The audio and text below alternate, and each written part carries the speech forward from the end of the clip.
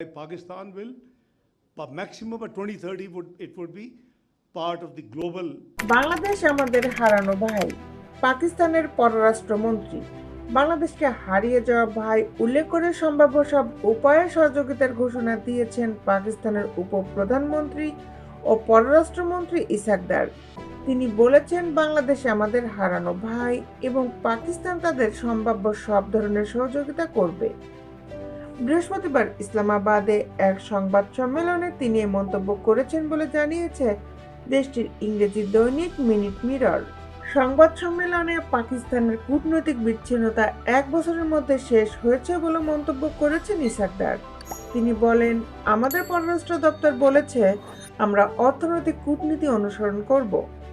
ঢাকা সফরের পরিকল্পনার কথা জানিয়ে পাকিস্তানের এই মন্ত্রী বাংলাদেশকে সহযোগিতার মূল অংশীদার হিসাবে বর্ণনা করেন। সংবাদ সম্মেলনে গাজায় চলমান গণহত্যার বিষয়ে পাকিস্তানের দৃঢ় অবস্থান এবং ইসরায়েলের প্রধানমন্ত্রীর প্রকাশ্য নিন্দা জানিয়ে বলেছেন, পাকিস্তানের পররাষ্ট্র মন্ত্রণালয় কার্যকরভাবে তার দায়িত্ব পালন করছে। তিনি সকল আন্তর্জাতিক ফোরামে কাশ্মীর ইস্যু উত্থাপনের জন্য পাকিস্তানের প্রতিশ্রুতি পুনর্ব্যক্ত করেছেন।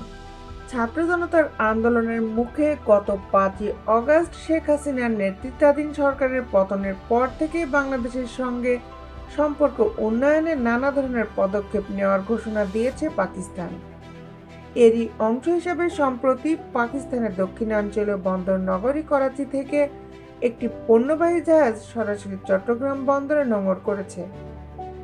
1971 সালের পর এটি প্রথম কোনো পাকিস্তানি পণ্যবাহী জাহাজে বাংলাদেশের নোঙর করার ঘটনা।